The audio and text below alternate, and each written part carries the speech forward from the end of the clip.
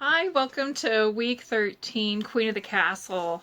Uh, we are combining Easter part 1 and part 2 together because Easter is just around the corner and this is going to air 1 week before Easter. So we are combining weeks 13 and 14 together, and I'll do something different next week for you. But this week, I was really, let me find my notes here.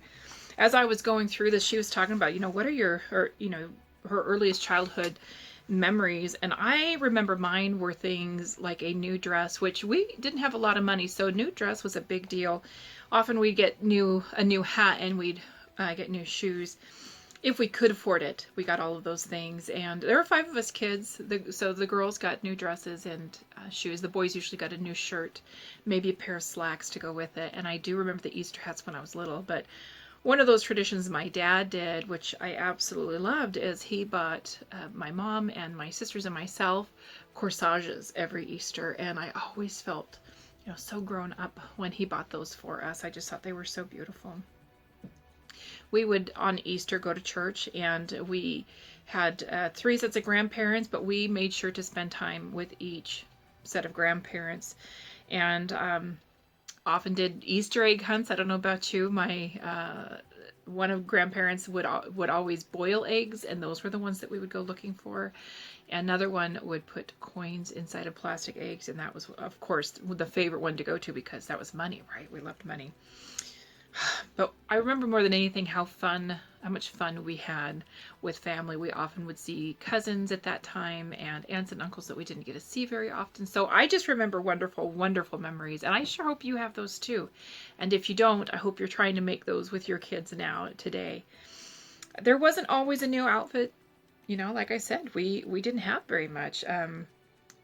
But we usually took what we could and we chose very carefully. So it wasn't always fancy.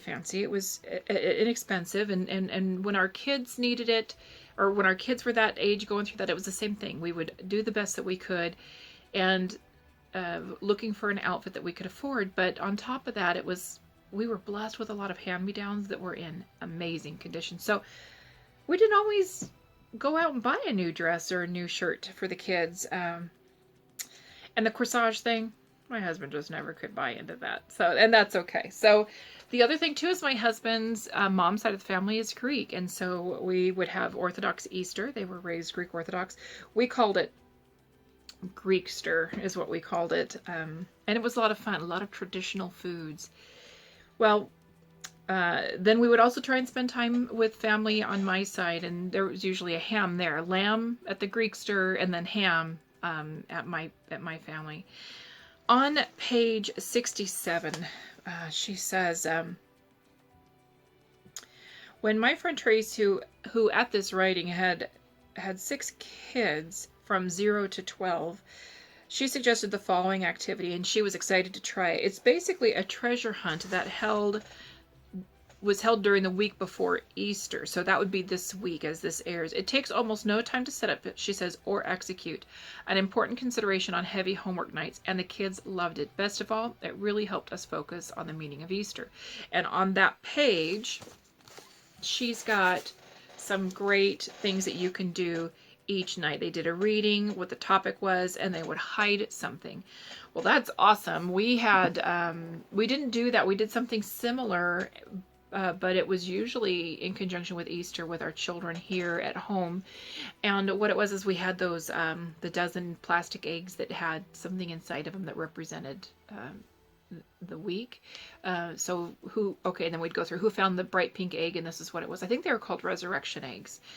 So we would do that with our children. And my husband grew up with his dad would take just those little candies and he would hide them everywhere inside the house, which I gotta tell you was brilliant, because if you think about it, at least where we're at, this time of year can be wet. And so it's not always a joy to hunt Easter eggs out in wet grass or while it's raining.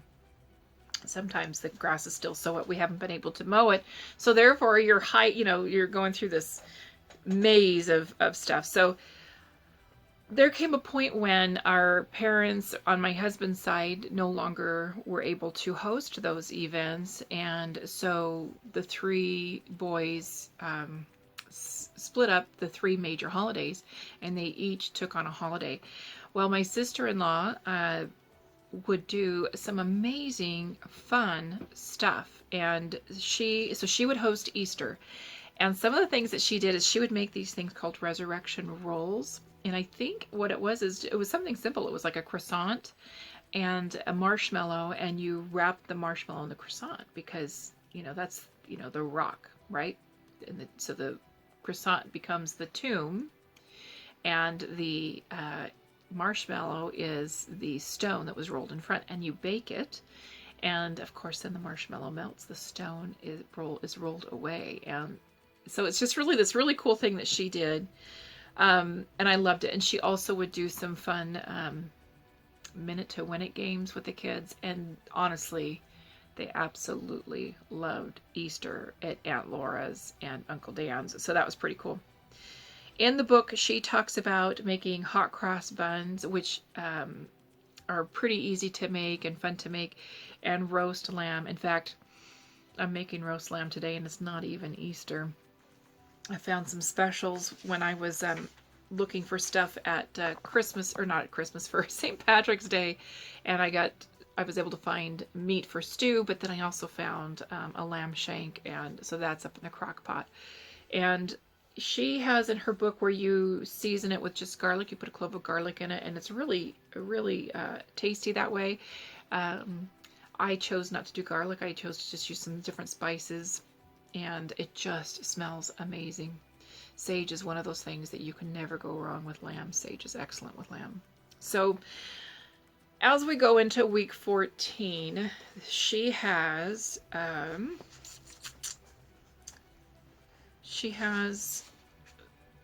Easter part 2, and she talks about some of the things that you could do, crafts where you're using salt dough, and I think that's really, really great and fun. One thing I would do as a kid on the farm that I worked on is she made wonderful salt dough ornaments, but she would also, they had geese, and she would blow out the goose egg and hand paint those, and did a beautiful job. And then there was another thing that she taught us, and that was using styrofoam. So I think what I'm going to do next week, even though it's going to be Easter when it posts, I'm going to go ahead and show you I think one of the crafts, probably the styrofoam craft, and I want to teach you how I make my quiche.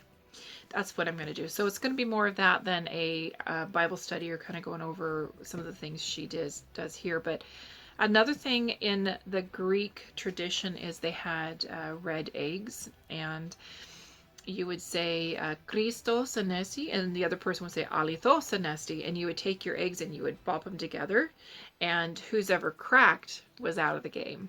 So Christos anesti means Christ is risen. Alithos anesti means he is risen indeed. And I'm sure I'm saying that wrong. I'm not Greek. I didn't grow up with it.